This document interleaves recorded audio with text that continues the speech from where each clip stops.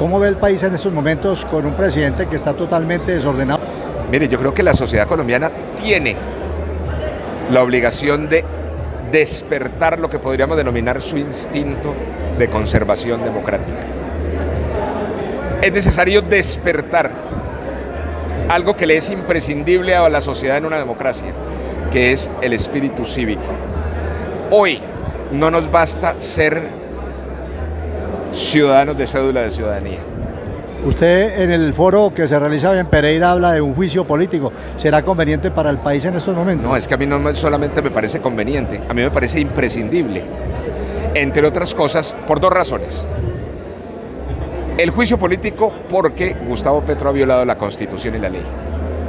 Lo que dice la democracia es que la ley y la Constitución deben estar por encima de todo ciudadano. Cuando una sociedad o cuando un sistema político acepta que el gobernante viole la Constitución y la ley y no pase nada, pues eso deja de ser una democracia y se convierte en un despotismo.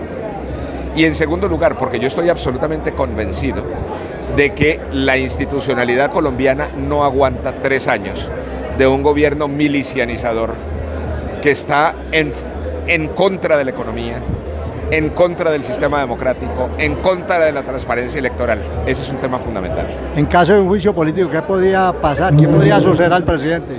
Si se hace con justicia, el Congreso de la República en el juicio político debe concluir que hay que retirar de la presidencia al presidente de la República. Listo, muchas gracias. Independientemente de las lecturas que podamos tener de la historia, los colombianos debemos recuperar un sentido de gratitud que nos conduzca a entender que sí existe una construcción democrática y que sí existe una construcción económica y que sí existe una construcción civilizacional que tenemos que proteger y que podemos perder.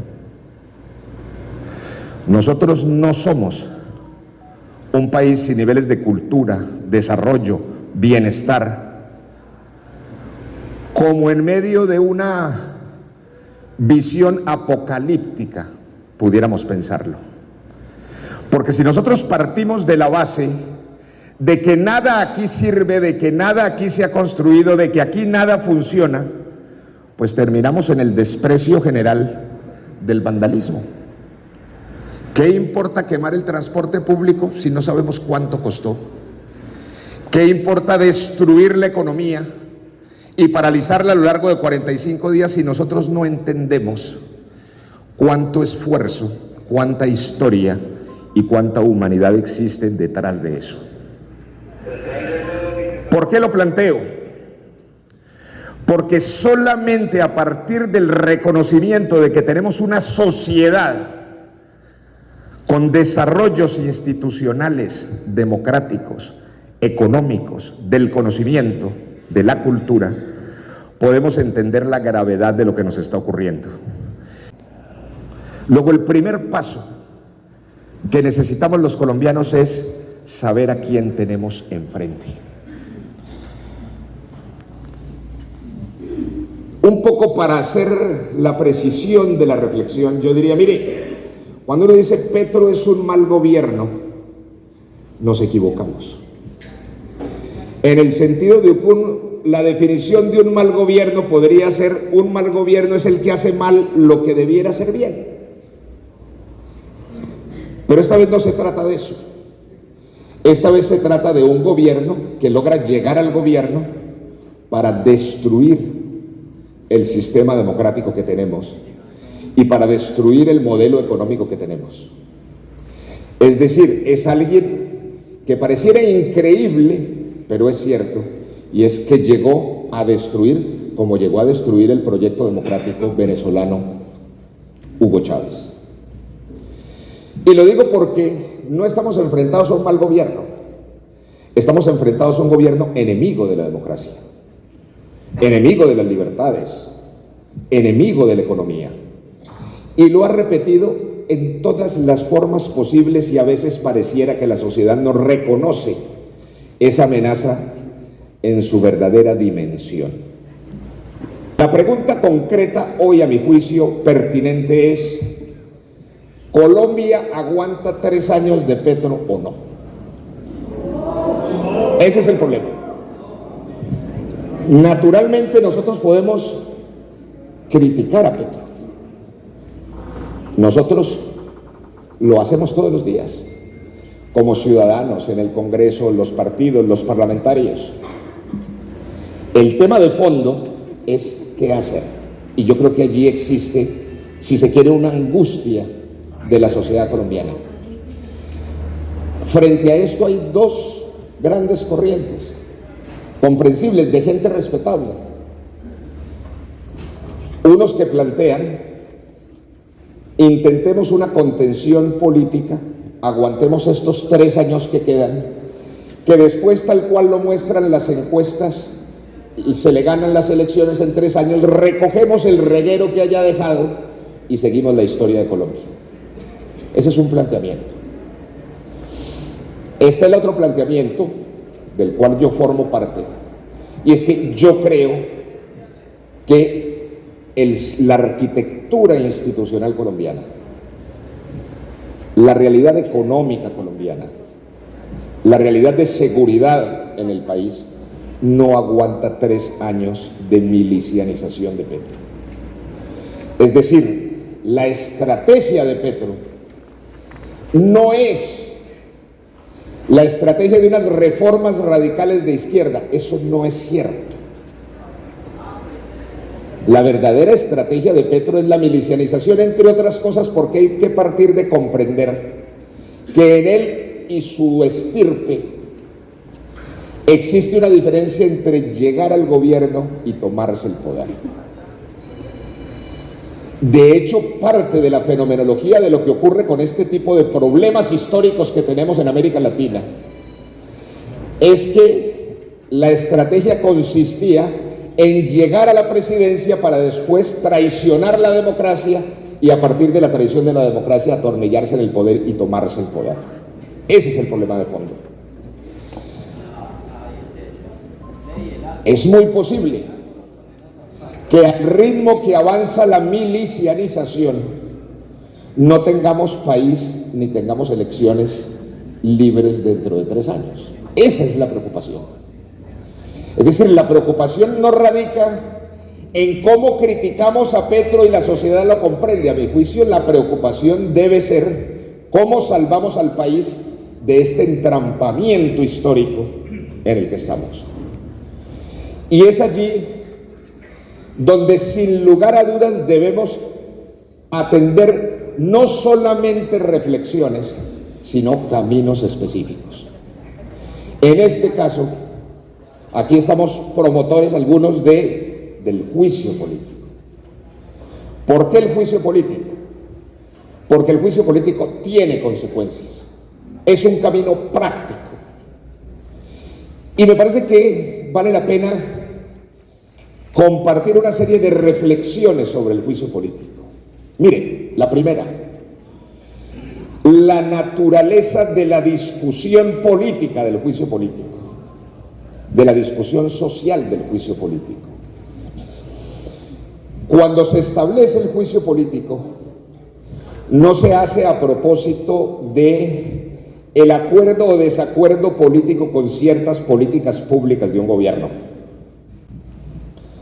Ni el tema radica en que haya diferencias y lejanías ideológicas con el presidente de la República.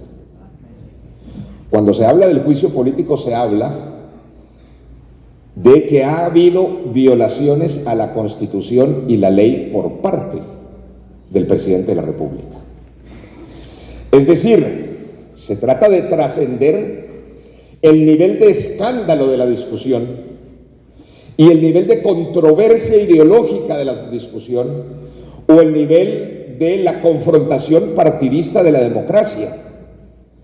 Se trata de acudir a un principio esencial y es, mire, la diferencia básica entre una democracia y un totalitarismo comienza por que en una democracia todos los ciudadanos, aún el gobernante y aún el más poderoso, estamos obligados a acatar la Constitución y la ley. En una tiranía, ocurre exactamente lo contrario. El déspota, el tirano pueden pasar por encima de la Constitución y la ley. Luego ahí, digamos, es muy importante comprender la naturaleza de la discusión. Y es muy importante porque allí está, si se quiere, el respeto básico a lo que podríamos denominar el espíritu democrático del sistema. Porque además nada de lo que nos está ocurriendo en el presente ha comenzado hoy, sino que viene con un itinerario desde hace meses. Yo recuerdo, por ejemplo, que en la estrategia de la campaña electoral, en los 2 últimos meses, uno de los argumentos que sacó la campaña electoral de Petro para que la gente votara por él era que si no ganaba Petro se iba a armar una guerra civil, y el país tenía fresca la memoria de los acontecimientos de vandalismo del año 2021. Uno escucha de ciertos sectores empresariales, de ciertos sectores políticos, de ciertos sectores mediáticos: aguantémonos a Petro 3 años porque de pronto nos incendia el país. Yo pienso que ahí hay un error de fondo, entre otras cosas porque mientras el miedo conduzca la decisión política, la milicianización sigue avanzando. Y sigue avanzando a unos ritmos descomunales, al punto que dentro de 2 o 3 años es posible que no encontremos en regiones enteras del país. Ahora María Fernanda hablaba de municipios que ya se advierte que no va a poder haber elecciones. Tiene la oportunidad de tenerla con sus propuestas, con su oposición, que es muy importante para Colombia frente a lo que está sucediendo. Ustedes vivieron el paro o toma guerrillera financiada por el narcotráfico, ¿no es cierto? ¿Se acuerdan de la escasez? ¿Cómo bloquearon Cali? ¿Cómo estos salvajes, dizque con el estallido social, acabaron con el empleo, con los negocios, con todo? Bueno, o defendemos las instituciones, la policía, el ejército, rodeamos a los jueces que impartan buena justicia, no mala justicia, y este país se puede salvar. De lo contrario, vamos a estar en manos de la anarquía y del terrorismo. ¿Qué pasa con el Congreso de la República, que se anima tanto a seguir como apoyando este gobierno que está cuestionado totalmente por los medios de comunicación y por la sociedad en general? No, yo no veo el gobierno apoyando el gobierno, el Congreso apoyando el gobierno. Yo veo un presidente grosero que se cree dictador, golpeando a todo el mundo. A toda velocidad se le deshizo esa mayoría, porque obviamente sus petrorreformas solo están diseñadas para destruir el país, porque en su vida Petro ha construido nada. Él es anarquía, él es destrucción, lo que toca lo daña, lo pudre como buen comunista. Entonces vamos a ver qué pasa después del 29 de octubre, donde se va a implosionar el pacto. Pero qué va a pasar después, no sé, si la mermelada vaya a causarle diabetes a los congresistas o vayan a resistir a la destrucción de Colombia. Finalmente, ¿es conveniente un juicio político como lo propone el doctor Lucio? El presidente se eligió con topes, superó los topes, está demostrado en la contabilidad del Consejo Electoral, y se hace loco, porque como él es un perseguido, porque esa es la forma en que quienes han transgredido la norma y han sido anarquistas profesionales se defienden. El problema es que Colombia ha regalado impunidad a bandidos durante su historia, y la impunidad, lo que él va a hacer, regalándole a bandidos plata y pagando movilizaciones, va a generar más violencia, y la culpa es de él y de sus ministros. Éxito y muchas gracias, doctora.